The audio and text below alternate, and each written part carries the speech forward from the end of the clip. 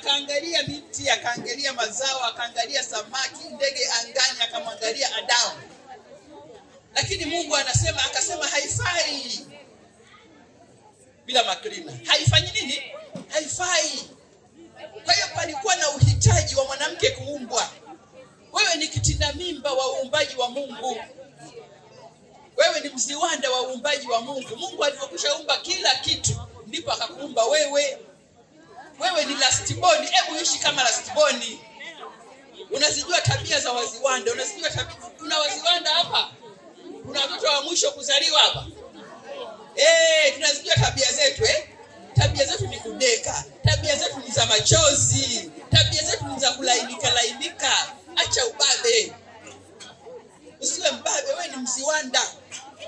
Mungu alikuumba wewe mwisho. Tabia yako ni ya kudeka, ya uziwanda. Usitumie ubabe. Bwana Yesu asifiwe. Usitumie ubabe kabisa, wewe ni mziwanda. Lakini wewe ni hitaji. Hakikisha ndani ya nyumba yako daima unahitajika. Sasa uwepo huo lazima usimike wewe. Jenzi hamtaki kupika. Mnasema kwani alinioa mimi nimpikie? Nataka nikuulize, alikuoa umfanyie nini? Kufua utatu. Alikuwa ufanye nini? Alikuwa umpikie, ndio ni sehemu ya kuoa wewe. Kwani alikuwa wewe ili amjengee mama yako nyumba? Ili akununulie gari? Hiyo ndio sababu ya kuoa.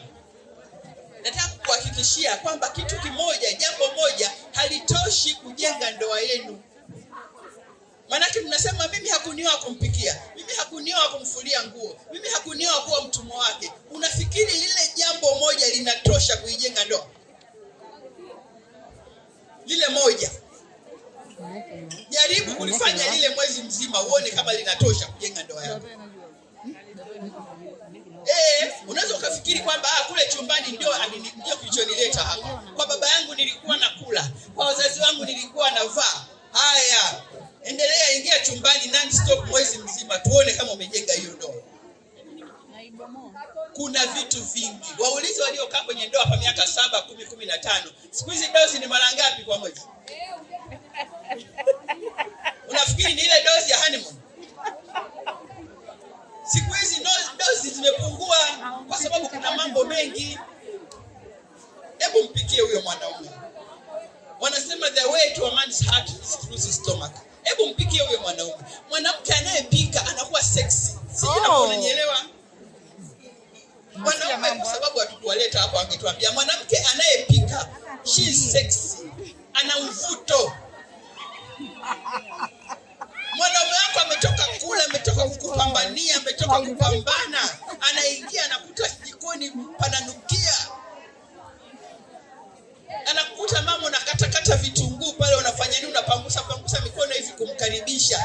Anajua huyu mwanamke leo ameniwazia, amenifikiria, amenitengenezea chakula. Unakuwa sexy, una mvuto. Mwanamke anayeimba kadansi nyumbani kwake, usiache nyimbo zikakupita. Wakina mama acha vigelegele sisikii jamani, kweli. Wakina mama mpo. Wakina mama ambao mnamiliki ndoa zenu mpo. Hebu pigeni kelele, maana hayo nayo ni maneno kunti, na ambao hawajawahi kumiliki ndoa mpo. Tuendelee kusikiliza neno muda so mrefu. Nitataka watu 2 ama 3 na wenyewe waje kutuambia maneno mazuri. Asante, tuendelee mama yangu kipenzi. Wanaume wamechoka, wana struggle, wana fight maisha huko. Anarudi anakuta wewe ndio hivyo umevaa, umependeza, kango kako kale ka nyumbani kafupi mpaka hapa, unapika, you look sexy, una dance kwenye music inayocheza pale, you look sexy, unavuta. Acha wakudanganye jinsi, tationa.